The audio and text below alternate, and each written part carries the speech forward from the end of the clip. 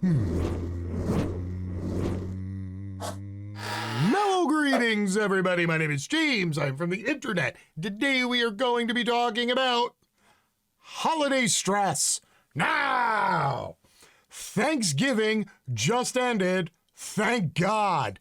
Woo, I don't know about the rest of you, but these holiday weekends with all the travel and the shopping and family and trying to figure out who is and is not vaccinated and which family members you will and will not let into your home, it's been exceptionally stressful, even comparative to the usual run-of-the-mill holiday stress.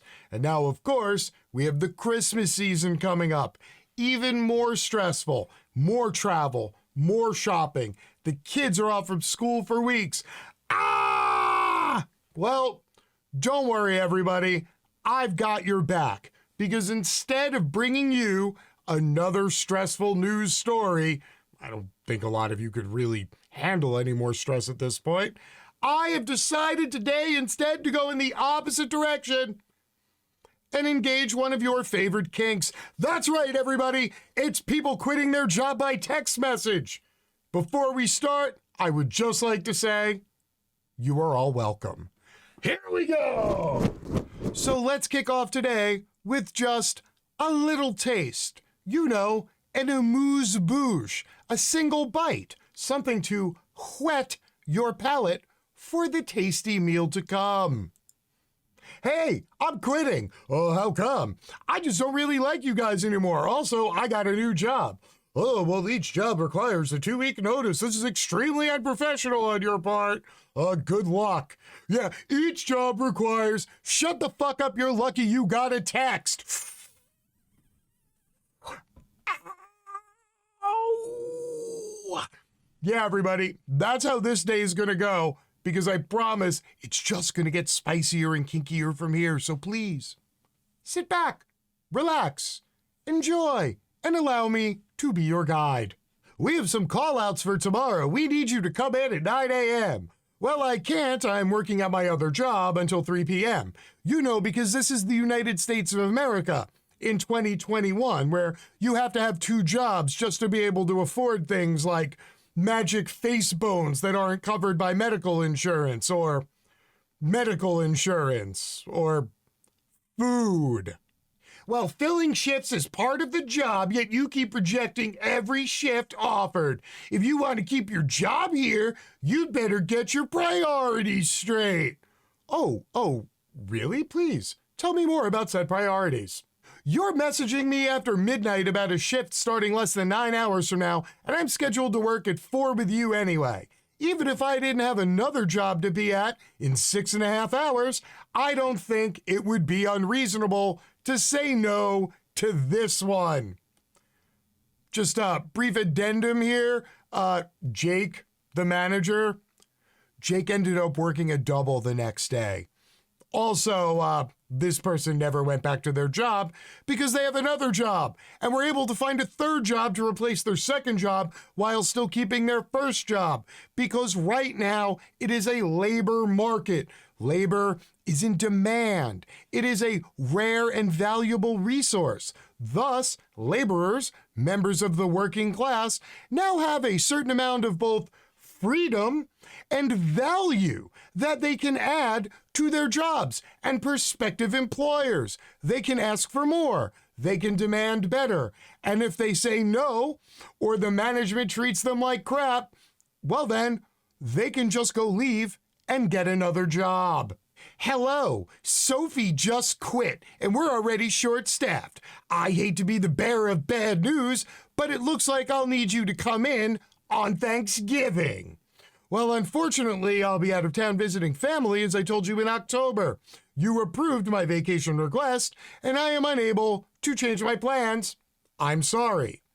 This seems like a very reasonable answer to somebody who followed the correct protocol, put in a vacation request more than a month early, have that vacation request accepted, and then went ahead and spent money to make travel plans. This seems totally okay. I wonder how Mike's going to react. I don't appreciate the tone. We had enough staff in October and what I said no longer applies. Again, I apologize, but I'll need you to be here for Thanksgiving. Well, that won't be happening, and if you speak to me like that again, you'll be really short-staffed. Oh, no. Oh, no. I get the idea that Mike is not the kind of manager who takes no for an answer. You know, he's an aggressive go-getter. That's how he ended up being middle management and being the person who likes to bully low-paid hourly staff over text messages. Would anybody care to guess how the third act of this play is going to go? Go ahead, guess amongst yourselves. I'll give you a moment. Okay, here's the final conclusion to our amazing play, Mike is a Dick. You're about to get yourself into some big trouble. Cooperate, or you may find yourself here on Christmas as well. Got it? Yeah, I'm not sure how I put up with your shit for almost a year. I quit. Good luck finding somebody else. Ladies and gentlemen, once again, this is where I remind you that this is a pro-labor market. There are millions of unfilled jobs out there on the job market. So if you want to be a piece of shit manager or a piece of shit business owner, not treat your employees well, not pay them a living wage, and essentially dehumanize them anytime it's convenient for you, well, you're going to find yourself being one of those people who has to put one of those snarky signs up on your door talking about how you're unfortunately closed because people are too lazy and they don't want to work for a living. Yeah, let me know how that works out for your bottom line and your accruing holding costs for having that brick and mortar store every single day while it generates no income, you assholes. Are you going to come into work today? Hell nah. My missing hours from my last pay period have still not been added even after I sent multiple emails, including screenshots and timesheets for proof. I checked my payroll right now. Still nothing. I quit. I'll return all the equipment on Friday. The pay's not worth it, and doing double, sometimes triple the work of one agent is no longer something I'll be tolerating. Sorry for the inconvenience to you personally, but HGS is a terrible company to work for. For the record, in a tight economy, during a pandemic, fucking with people's paychecks, yeah, that is the easiest fucking route to end up with zero staff. For the love of God, at the very least, even if you are a fucking mediocre business, a shitty manager, or a horrible business owner, you have got to know rule number one is you pay your staff or they don't come back. Would you be able to forward me the emails you sent regarding the payment issue? No, thank you. That's free labor. And I've already sent multiple emails detailing the missing hours not paid out to me. It doesn't matter anymore. I'm no longer an employee. I will be returning the equipment on site today. And your takeaway from this quick rejoinder here is never work for free.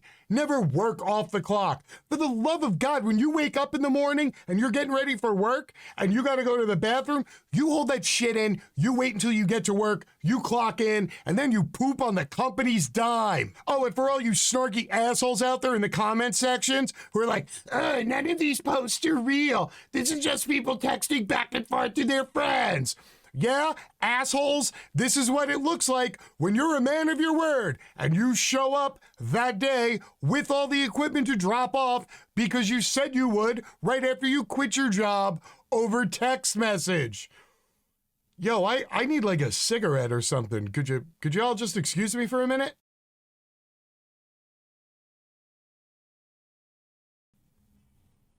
Hey, what's up, everybody? Welcome back. Oh, that's right. Yeah. People quitting by text message. Hey, look, this is a post-quitting text. Something new, a wrinkle, a variety, a new flavor. Okay, you didn't have to quit your job over text message. We're not teenagers. You could speak with me face to face. FYI, we require 2 weeks written notice when quitting. A text message does not suffice. Also, you do realize that if you quit your job abruptly, you won't be eligible for expanded unemployment benefits. Hi, Carol. Yes, I know you require 2 weeks' notice. I already had another job lined up. When they asked about dealing with a difficult coworker, I talked to them about working with you and how I handled it. They seemed to like my answer because they hired me. Please don't contact me ever again. And now we're going to follow up that bombshell post-quitting text with a pre-hiring yet still quitting by text. Hi, I received the email offer. I did want to ask about the pay scale, though.